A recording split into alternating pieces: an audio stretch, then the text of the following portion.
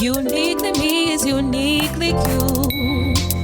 Balancing the different hats of life, achieving all your goals in the name of Christ. Uniquely me is uniquely you. You can do anything. With the S on your chest, you can do all things through Christ who gives you strength. You are a winner and you're an overcomer. You can be all things to Christ who gives you strength. Yeah. 5, 4, 3, 2. Hi everyone, welcome to another episode of Uniquely Me with Simone Stewart. No doubt this woman is all about women and women's issues and how we overcome our trials and struggles and traumas and you name it. But we come out, of course, like the cream on the top, celebrating and, just being the unique women that we are. Guys, how have things been in your neck of the woods? How have you been enjoying Uniquely Me? I'd love to hear from you. Head on over to my YouTube channel, Uniquely Me with Simone Stewart. And of course, I'd love to hear how things are and how you've been enjoying the program. On set with me today, I have another unique woman. She is Nicole Kenwood-Brown. And I can't wait to dig into Nicole's story. I mean, it's a kind of bittersweet, but let me tell you something.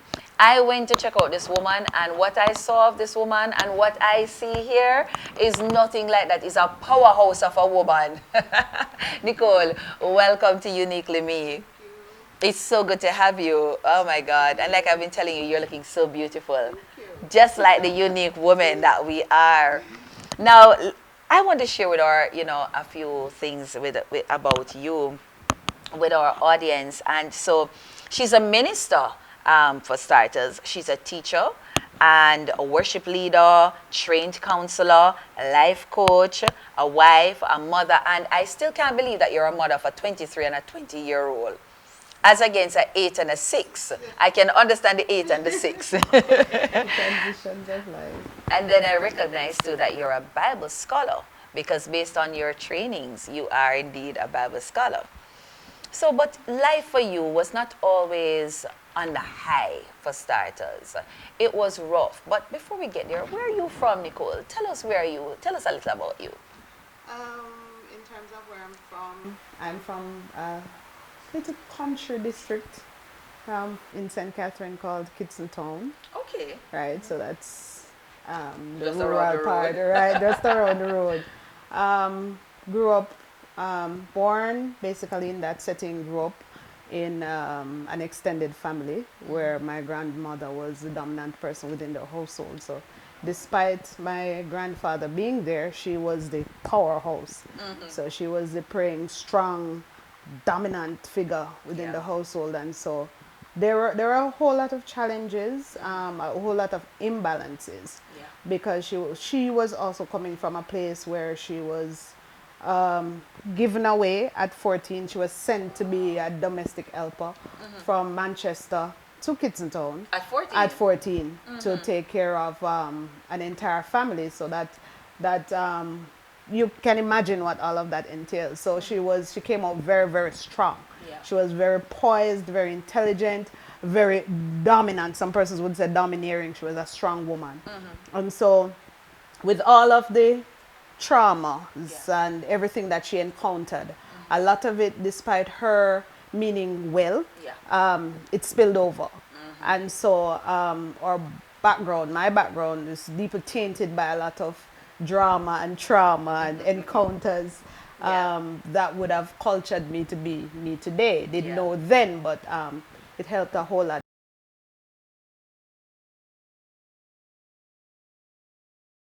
And your dad, how is it that you ended up with your grandmother? Well, my mother was there, but she's not as vocal. Okay. She's more on the subdued, well, that's a strong word, but she's a much more quiet person. Oh. Right, so even though she was there, she went through a whole lot of trauma herself.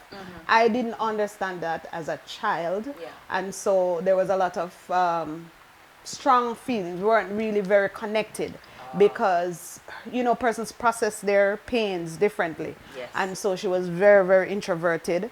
And of course, I was one of those who weren't wanted So my father was just passing through and just drop a seed. Yes. Right? He managed to drop about 3 seeds within that community. Okay. So I was one of those.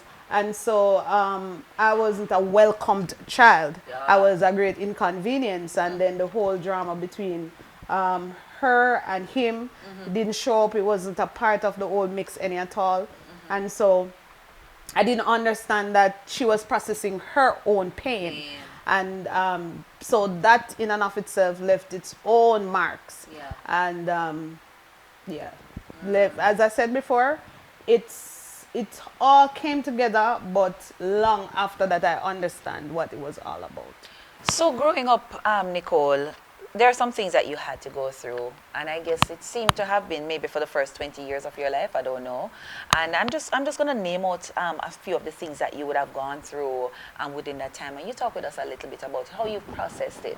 You know, there were the whole molestation, multiple rapes, multiple abuse and neglected, rejected, even being abandoned. Tell us a little about that. What was that whole abandonment about? Though it wasn't physical, it was more on the emotional side. As I said before, the whole thing with my father, my mother wasn't present emotionally because of her own traumas. But she had, at the time, in the early stage, she had 4 of us. I was the eldest. And without any active fathers. So I was for my father, other 3 was for one other dad. But he wasn't very present either. And so she had to, to go and go get the bread. And so I was the person. So though we were in an extended family household, I had to be the one who would take care of my clan. So it was us in kind of having a discussion with one of my sisters the other day, and she was like, but you're 10 years older than I am. So how is it that you could have beat me and all of these things? But from about 8, I had to be the one who took care of them in terms of preparing their meals, making sure that they would go to school and all of those things. And so with my mother being out and us being on our own, so though there were persons within the household, and for some reason I was always one of those persons who were isolated. So I would be within the setting and the children wouldn't play with me. The adults would, I would be called names, you're good for nothing, you'll come to nothing, you're black like, if ever you're pooper, all of these things. And so my grandmother was, as I said before, very dominant within the household, but she had a big heart, and so she would constantly take in persons. And persons would come, and that formed a part of the abuse in terms of the molestation and so on. There are still some things that I don't go into because of the persons that it happened with. They were so close to the household. And I hold on to that. I share it like with my children because there's very little that, especially the adult ones, that I don't expose them to in terms of my life, because we're taking it to the next level. We're not stay up on the one level. So stand on my shoulders and go to where you're going. But and so I tend to open up to them. But there were a lot of persons that were very close to the family, and they formed the persons who were very integral in the early rapes and the molestations. The last of the 3 rapes happened when I was closer to, I was about 18. Yes, and rapes are not, and that is why I can relate to women so well, because I've gone through so many of the things that they've experienced. So there were the fondlings, the actual sexual encounters, those rapes. My mother had a nervous breakdown. That was what she was diagnosed with when I was probably about 13, going into technical high school. And so, the greater burden come, prescriptions to be filled, all of the things that needed to be taken care of, food for the smaller ones. And so where was it coming from? Conveniently, a man turned up. So he was 12 years my senior. Very married, but his wife was overseas. But he was my knight in shining armor. A knight in shining armor who left me with many black eyes. Multiple STIs, because he was all over the place. But he was my definition of love. That's what I knew love to be. My mother was unresponsive when it came to anything relating to emotions. There was the absent father. The other persons within the household weren't very connected. Yeah. It's the mocking and the jeering and all of these things. And so this was what I knew love to be. So here's the thing. You stayed. And it's something I ask all the women, you know, that I get to talk with who are open about their abuse. Why stay? After that first abuse, why not take away yourself? 4 years. And 4 years of abuse, 4 years of infidelity, 4 years of, but mixed within all of that was the 4 years of I love yous.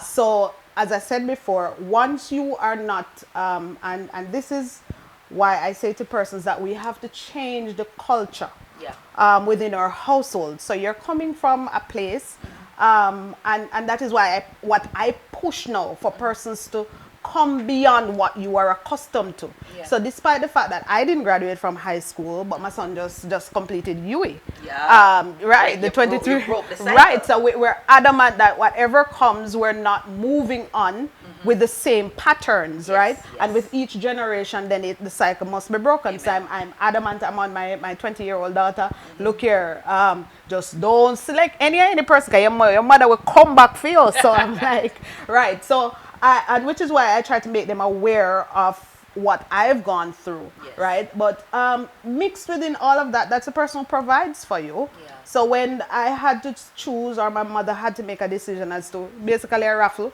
who would go to school? Because if you've gone to school for 2 days, you're already in high school. Allow the ones that are going to primary or all age school to go to school. They're younger, they need an education as well.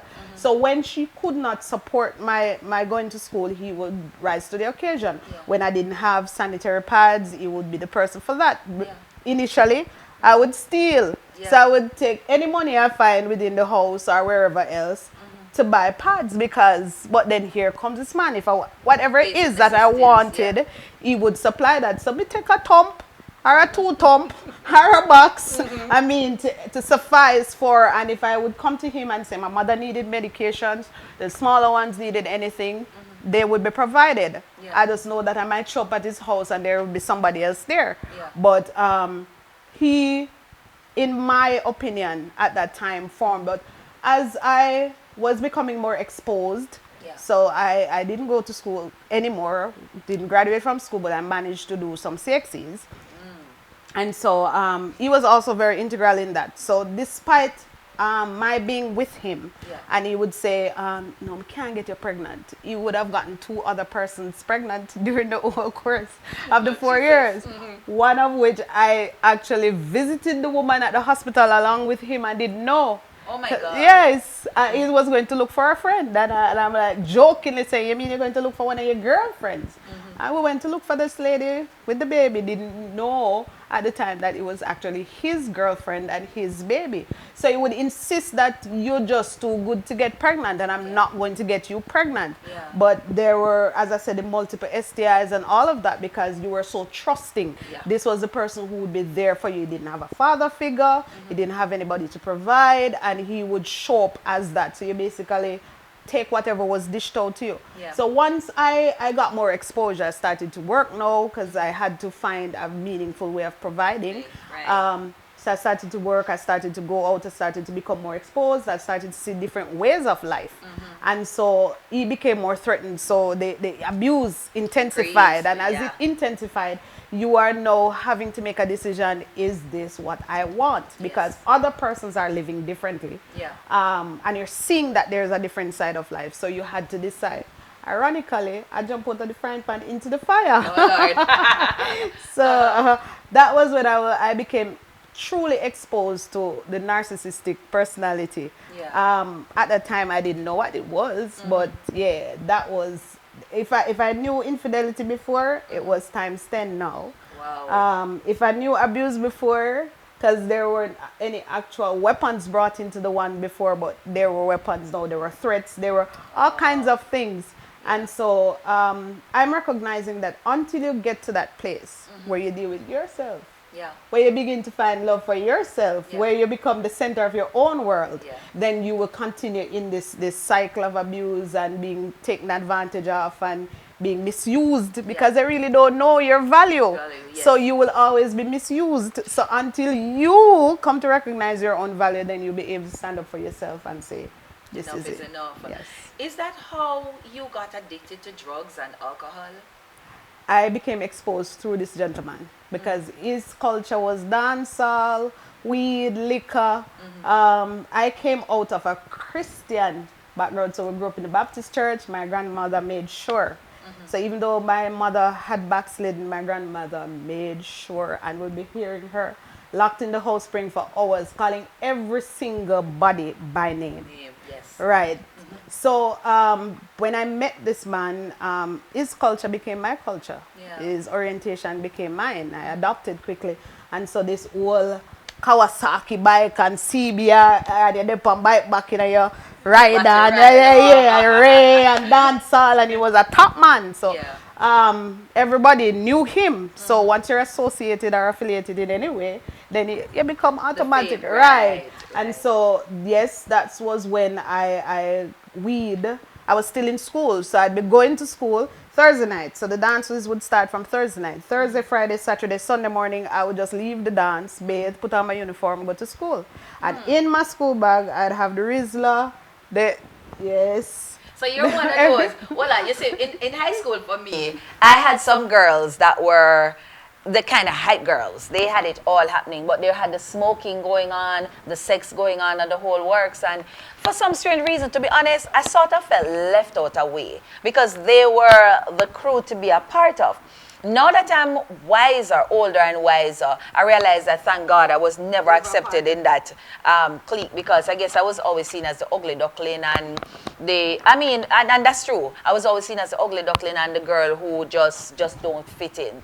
And for me, I think it was a lot of my mother, though, because she was on us like, wow. And I know any straying would have meant her killing me. So, I mean, it kept me in line. But you sound like you were the girl that everybody wants to be around. Oh, I was always a loner. I mean, despite I had very few friends. I don't know how, but I was always, intellectually, I was sharp. So I didn't, that was always my dream. I wanted to be a psychologist or a lawyer. So when it came to the books, right. So there was an imbalance between, because I was a prefect. So I dressed up in prefect clothes because, when it come down to the books, I was there. Yeah. But there was all of this that was happening. And so the teachers couldn't pin down that you were involved in. Yes, I'm like, who are you? Right, could never, right? So on one side I'm this, and on the other side I'm this. Very poised, very having it together, helping those other persons within the classroom to ensure that assignments are completed. But then everything else was falling apart, right? Yeah. And so no, because I didn't want to really expose my home life. Yeah. Because there were still, I couldn't afford a lot of things, and I had to make sacrifices. So though I would get stuff from this man, I would still have to make sacrifices for the younger ones. So I would give up some of the luxuries to ensure that they are okay. So I could manage the all of the fanciness because I still had 4 siblings and a mother who was sick, to ensure that they're okay, right? So I wasn't one of those girls. So, Nicole, I realize as I go through as I went through a number of you, I see you have a ministry going on. But I realize that the bulk of what you talk about is pain. Is there a reason why you have, so I could probably call you the pain coach, the pain specialist, but I want to hear from you. Why pain? Why that particular ministry? I don't know. And I keep saying more and more no, like, Lord, you are intensifying this thing, and as it intensifies, the pain is intensifying, God, and so you need kind of raise up your hand a little bit. So just this morning when I got up, and I got up about 4:30, and I was there just talking to the Lord, and He led me to the book of Matthew, Matthew 4, the very first verse. And it said, Jesus was led of the Spirit to be tempted God. by the devil. Come on. And I'm like, God, but my always thinks that Jesus did go and I will let us figure fast. Like, I'm really like led of the spirit to be tempted. So it was just a brand new revelation this morning to say that he was led to be tempted. It wasn't led, it was a temptation, it was a trials, it was a burdens that actually led him into the fast because he had to build the capacity in order to withstand that which was happening to him. I'm saying, all right, no, Jesus, this look like to get out of hand. So I was then, and he said, I have led you to some places to be tried, to be tested, and to be proven. And I'm like, God, but we could have done this one different ways. I don't know if persons actually have these kind of discussions. But like, God, we could have done this. Because I mean, it's very little of my life that I can think of, even in today, that is not in some way touched by pain. I have had to live through pain. I've had to rise above pain, to show up despite the pain. And it used to be a thing where pain used to have me, it used to drive me into seclusion. It used to drive me into suicidal ideation. It used to drive me, I went through a period where I went through deep depression for months, where I just locked off and it almost ended in suicide. And I recognized after a while, the Lord actually rebuked me one day and said that, no, you need to toughen up. And I'm saying, God, like, but you need to be sorry for me. Because I'm like, I've been going through this for some time now. When do I get a break? And he said, no. If you are just merely running with the footmen now, Oh my God. what are you going to do when you are called to run with horses? And as a matter of fact, you're called to run with horses. So you better man up. Yes. And I'm like, all right then, Jesus. So one night I was as I said before, there's always constant pain. There's always constant going through. And I got up the night and I normally put a rug next to my bed, and I got off the bed and I was just talking to the Lord, and he began to talk to me about some things that were happening in my personal life. And I said, God, don't think that can happen to me. I'm a good safe girl, and relating to my family and my marriage and all of these things. And he said to me, pain for purpose. And I'm like, all right, God, you mean the purpose for pain? That's what we're talking about. He said, no, pain for purpose. And by then he had taken me out of my job that I was in for 10 years, and it took me 2 years to actually just say yes to God, to come out of the job. And I was there, and I was home at the time, and I said, God, what now? And within like a week and a half after that, one of the greatest pains that I've ever had. And it's not something that I'm allowed to speak about now. All right? I think he's just still having it in the oven. So it hit me, and it hit me so hard that it challenged my mental faculties. I remember I would be up and I'd be going to the doctor 3 times a week, and I'm saying I need something. My blood pressure was skyrocketing. I felt things walking up and down my head, and I'm like, I would go for CT scans, I do everything that you can think of, and there was nothing physically wrong with me. I take like multiple, I have all the tablets at home just for proof to say I've passed this season. And so this was probably about 2.5 years ago. And so I was in this place where I had, Azalea is 8 now and Amori is 6. And so you would imagine that they were like 3.5, 5.5, and I'd say to Azalea, please, can you give Amori something to eat for me, because I would be in this place. And I'd be kind of like slipping down in the chair now. I would be in this place of great despondency. That I was so broken that I literally, I just couldn't function. And I would say, Azalea, this is a 5.5 year, but we'll be home alone. And I said, babe, more for me now, please. And they would just be catering to my mommy. Do you want some water, mommy? Do you want this? Do you want a snack? Because I wouldn't be eating. I just couldn't function. Where was your husband in all of this? My husband was there. He was physically there, but he couldn't connect with what I was going through, because it was something that was very, very difficult to explain. And so it was that I said, God, what is all of this? And it was during that time, I started to make gift baskets. So I learned self-taught. So that was something that was very, very therapeutic. The Lord led me into that, and I started to do that. So I'd stay up at nights just to get a break. And within that time, a friend just called and said to me, you need to write a book. Come on. She didn't know what was happening as it relates to everything that was happening. I was saying, well, you need to write a book. When you talk about go back to work. And I'm like, yeah, but I have 3 drafts on my computer and none of them that make sense. And she said, well, now is the time. You need to write a book. And so I said, all right. And she cited Crystal and some other persons. And so that was where the whole thing started. And I said, okay, God, what is happening? I had this ministry that I'd started about 13 years ago. Yeah. It was then Women of Passion, of Power. Sorry. When the Lord revived it, I recognized that there was already an international body by that name. So I said, all right, God, then we'll have to do something about this. Yeah. So out of that came Women of Passion, Purpose, and Power. Okay. And the whole movement manipulating your pain for purpose. Yes. So I'm recognizing now that here we are going. Since we can't shake pain, I'm going to ride with pain.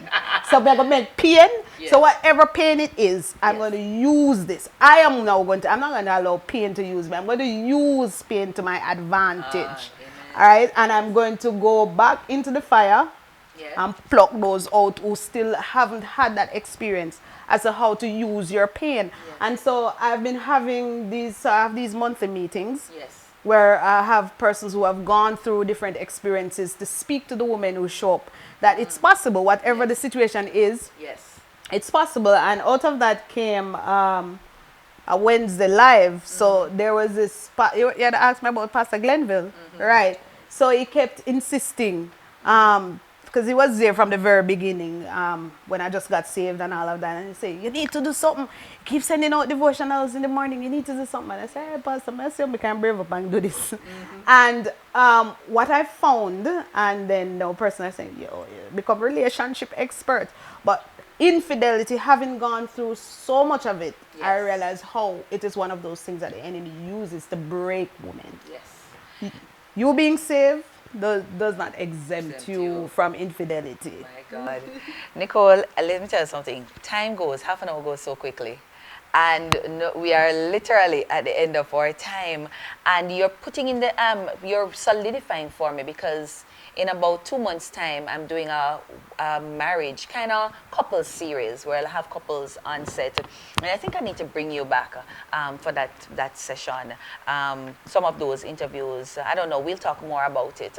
Because, I mean, there's big things for Uniquely Me.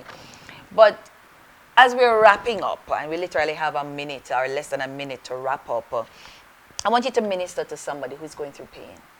I want you to minister to somebody who has that lingering experience of pain and they're not sure what to do. They don't know what to do. Talk to that person for me. Well, I'd definitely like to say, I know I'm not called exclusively to women, but I'd like to speak to a sister. That you have gone through that thing that you believe that it is actually the end of your life. This is it for you. And you can't see any way out of it. You can listen to my story. I've been through all kinds of pains. And here I am today, standing on top of pain, embracing that which was sent to destroy me and making it work to my advantage. And I'm telling you that which you need, you already have it to win and to overcome.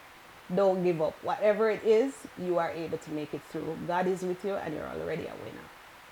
Thank you so much, Nicole. This was such a blessing having you. And my God, it was just so easy to talk with you. Be blessed. Ladies and gentlemen, thank you again for another episode, watching another episode of Uniquely Me with Simone Stewart. Stay tuned. Next week, we have another exciting story for you. Who am I really? Choices, choices, choices. In pursuit of a career? OMG, I'm a wife. Help! I am a mother. Oh, I'm in church. When do I get to be a woman that God called me to be? Uniquely Me covers the acrobatic endeavors of every woman to balance the responsibilities of being a mother, a wife, a professional, a church leader, a friend, yet still maintain her identity. I too am a mother, a wife, a trained minister of religion, a banker, an entrepreneur trying to balance the many hats that signifies my role. My book will help motivate and empower every woman who is really unique in her own way. Grab your copy today on Amazon because Uniquely Me is uniquely you. Uniquely Me with Simone Stewart was brought to you by MTM TV, RT3 Media, Boz Drapery, TNT Fashion, TB Art Graphics, Holtz Hardware. Thank you for tuning in to Uniquely Me with Simone Stewart. Remember, Uniquely Me is uniquely you.